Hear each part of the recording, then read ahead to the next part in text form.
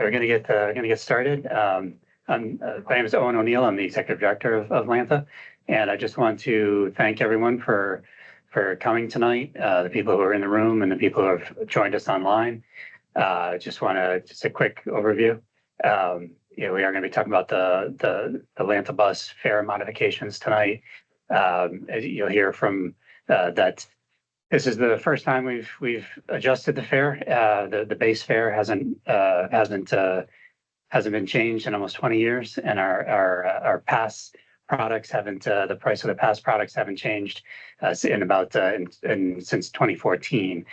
Obviously, it's not something we ever really want to do. We know it affects people and affects their finances, but it is something that we periodically have to do to raise the fares to kind of keep our fare revenue in line as costs go up. So we have a presentation tonight just to talk about what the fare structure is going to look like and some of the other elements, and then we'll open it up to questions. And so the presentation, it's going to be given by Daryl Leitner, our manager of communications and strategic initiatives. So it's going to turn it over to Daryl. Thanks.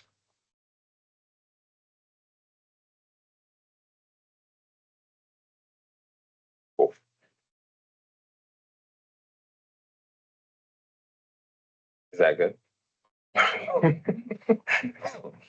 Hi, everyone. My name is Daryl Leitner. I'm the manager of communications and strategic initiatives. Thanks, everyone, for joining us, everybody online.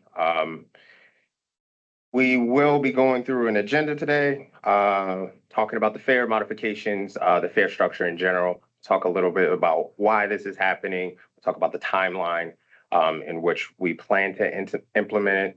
Nothing, to be clear, nothing is set in stone in terms of timeline yet. We still need to go through the process to get board approval, things of that nature.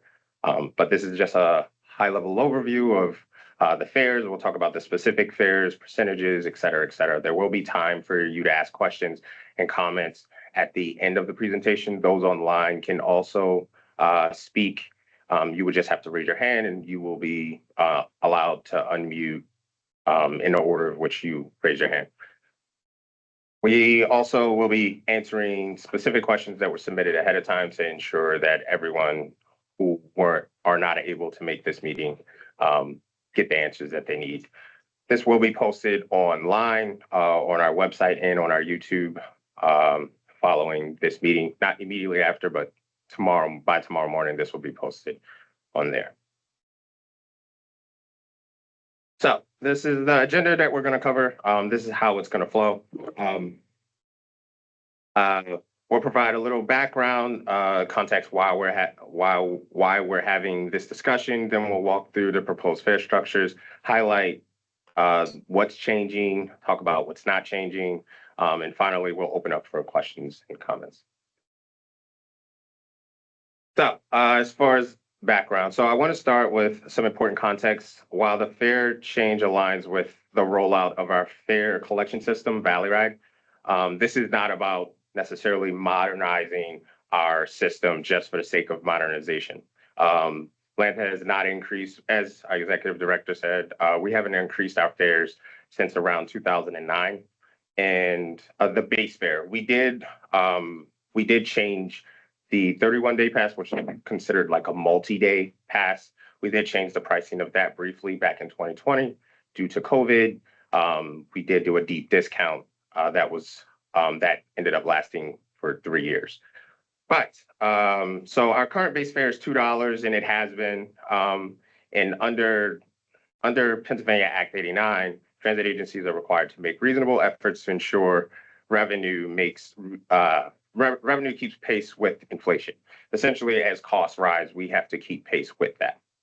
To be clear, we did have a planned fare increase in 2020. Due to COVID, that didn't happen. We ended up going in the reverse direction of ensuring people still had access to the system by making those deep discounted 31-day passes available. These adjustments are about keeping the system financially sustainable. The key here is sustainability. Well, this one to go there. Hold on.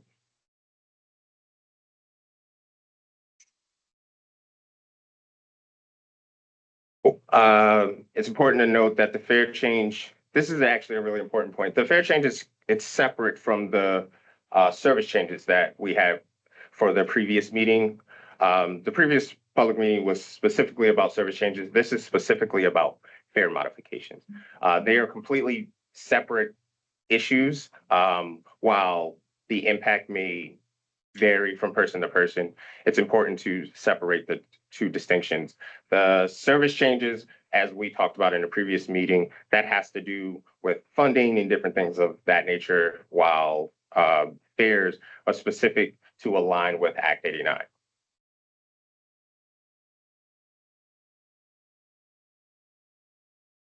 So here's the proposed fare structure. Our current fare structure, essentially, we're changing the base fare and then following that formula for all the other fares. So single ride currently is $2. This represents a 25% increase in fares. So the single ride will go to $2.50. 3-hour pass would be the same as a single ride, would be $2.50. Transfers essentially will be eliminated in terms of the physical transfer ticket that you get when you board the bus. Not to say that you can't get on one bus and get on another bus. That's what the 3-hour pass is for. I'll talk about that in the next slide. The reduced fare rate is going up to $1.25. All of these represent the 25% increase. The 88 base fare is going up to $4.50, and day passes are $5. The 31-day pass is going to $70. It's currently at $60. The 31-day pass is the percentage increase is just below 17%. It doesn't fully reach that 25% fare increase as the rest of the proposed fare structures. To be clear, the 88 base fare is specific to Lanta Van, and it has nothing to do with Lanta Bus specifically. That's for our paratransit division, not our fixed route division.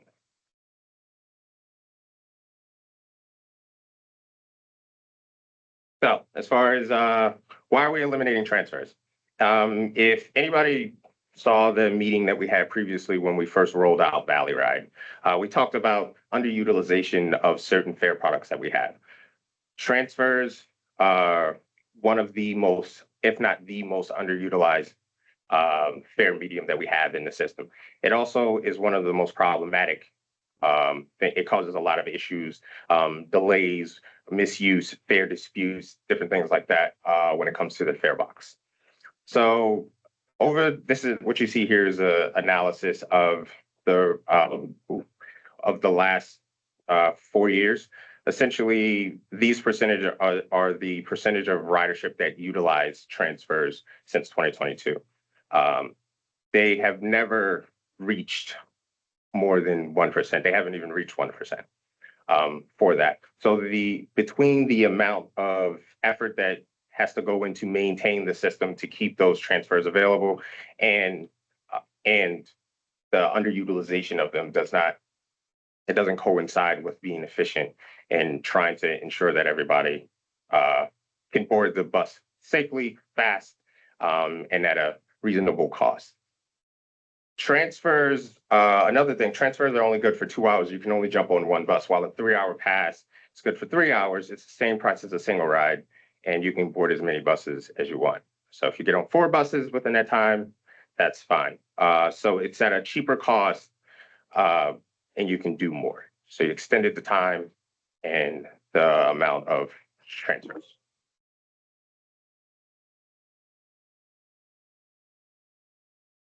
So as far as timeline, our timeline, this initially started back on December 12th. That's when we put out the public notice that we were looking to change the fares. January 14th, that's the day, that's the public meeting. In February, we plan to go to our board. And then in March, sometime in March, like late March, we would hope to do implementation of these fare changes.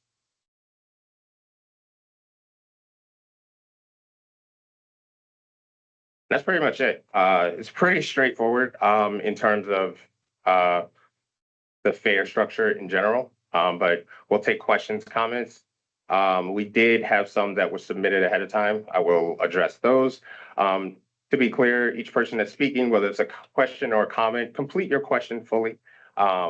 everybody will have 3 minutes to speak, and we'll go from there. So, yeah, let's take online questions and then I'll come up. No. All right, questions here, so free senior pass system change. I can't hear you. What'd you say? Is the free senior pass system change? Right, so the senior pass system is not changing. Anybody that has a senior fare card will still be able to ride for free. That is not changing. We have some.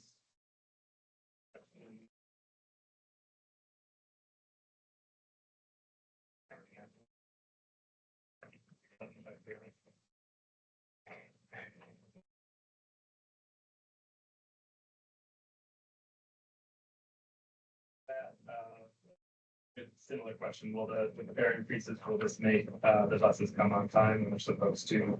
I don't think they're not for the fares. Oh, what was the question? Will the on-time performance of the buses?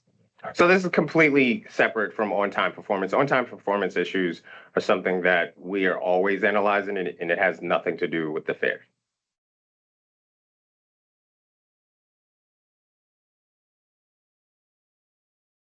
Yeah, change cards will still be given on board buses. As long as we accept cash, the change cards will still be given. You have a hand raised. Is there time to let them unmute? We had somebody in the room with their hand raised first, but Okay. was there any other? Yeah, I'll do the online comments first. Does this affect Atlanta van rides as well? The 88 fare, the 88 base fare affects Lantavan for Americans with disabilities, passengers only. Not the other programs on Lantavan won't be affected. Yes, not if you are riding Lantavan or you know someone that's using Lantavan, only people who are qualified for the ADA program will it will affect them. Everyone for the other programs will not be affected by this.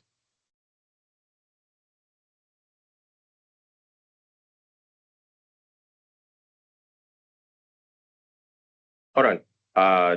Don't unmute yet. She had her hand raised first. Hi, everybody. My name is Tina Deutsch. I called numerous times. I'm sorry, but I have to implement this in this conversation about the 209. I walked home from work numerous times. Yesterday, 727 Walbert Avenue and Whitehall Street, and I had to walk to 8th and Tillman. This is happening all the time. I call all the time. I am losing money on my bus pass. I've been calling since the new change. Nothing has been going on. The bus drivers, I don't believe it's their fault. They are great guys, but something is going on with 209, and I need this bus to get back and forth to work. I don't understand what the problem is. I really don't. Especially when I call. You can look me up. My name, I've called numerous times. Nothing has been done for me, guys. What is going on with the 209? Please, somebody let me know. Sure. So again, it's unrelated to the fares. It's unrelated, but it has to be addressed, sir. The 209 was a subject of our meeting in December, and the schedule is being adjusted next week, the 26th. I understand that, but you know how many times I got stuck and had to walk home and it was cold? You Yeah, guys don't so- get it. The 209 was adjusted in response to these concerns and will be rectified. Okay, I appreciate that, and I hope so, because I will continue to call. And that's basically the reason why I came down here. Okay. I'm the one who's been calling, and I don't want to get sick. I need to get to work on time, and I need to get home. And that's all I'm gonna say. And I appreciate you guys hearing me out, okay? Yeah. All right, thank you. Man, I'm gonna leave on that note, okay? That bus driver was rude on the casino. I asked him if you're gonna drop me off. He dropped me off up the street, and I had to ask how to get here. So anyway, thank you. Thank you. Thank you. Thank you for coming.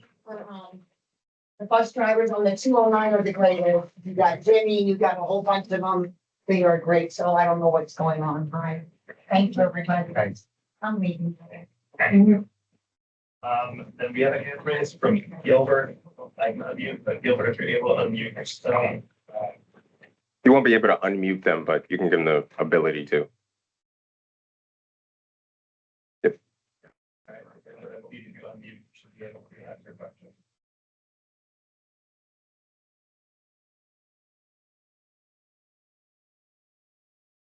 Hello? Yep, we can hear you. Hello, how you doing? Hello, board members of Lanta. My name is Gilbert. I reside in Bethlehem.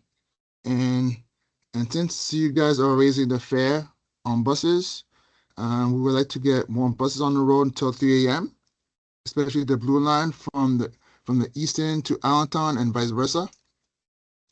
And then by doing so, you might have to raise the fare for make more, give more money to drivers, an incentive to drive at night, maybe $30 an hour, because it'll be nighttime. So that's something that I would like to have in there, and also more lighting for bus stops. Sometimes I wait at the bus at nighttime, and the bus pass me by because it's nighttime. We need more lighting for bus stops. And that's it. That's basically it. Yes, thank you for those suggestions. Yeah, thank you for those. Everything that you said, is very valid in terms of lighting at bus stops and everything. And, we constantly monitor things like that and make our best effort in to address what concerns we can. But thank you for the comment.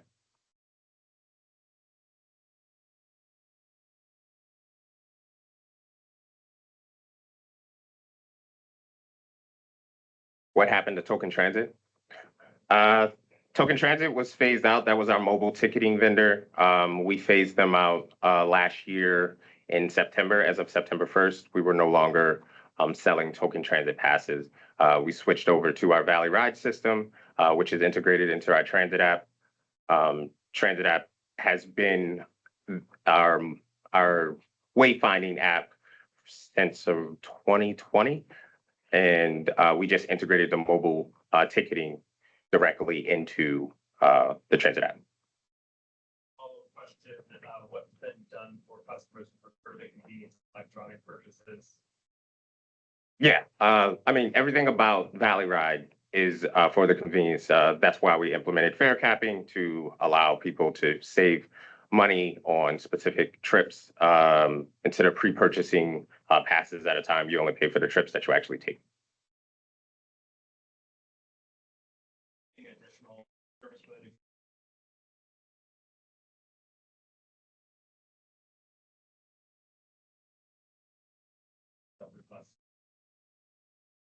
Okay. Service related comments, you can always put those into the chat. We are not addressing service related issues because it's a fare modification meeting. So I want to make sure that we're being respectful of everyone's time. Anything related to fares or anything that I've covered, anything like that.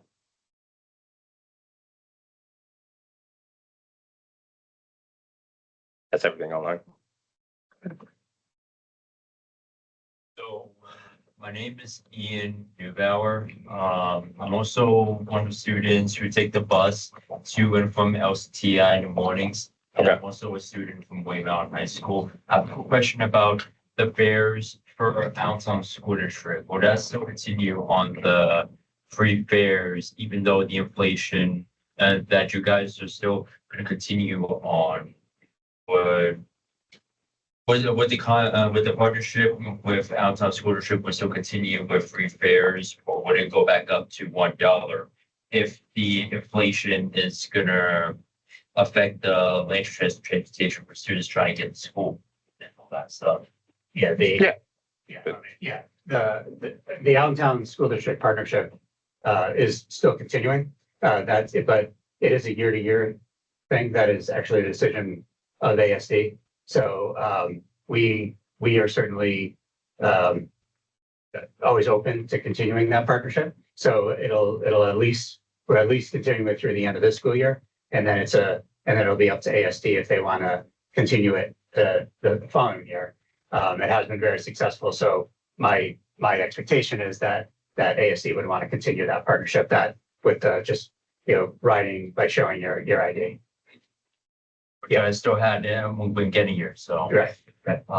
So I think that's just pretty much it. And like, I'm just only asking if they'll still continue with the free fare or if it might go up due to inflation. That stuff really depends. Yeah, we really wouldn't raise because ASD, like, the thing about the ASD, people say, oh, why do ASD students get to ride for free?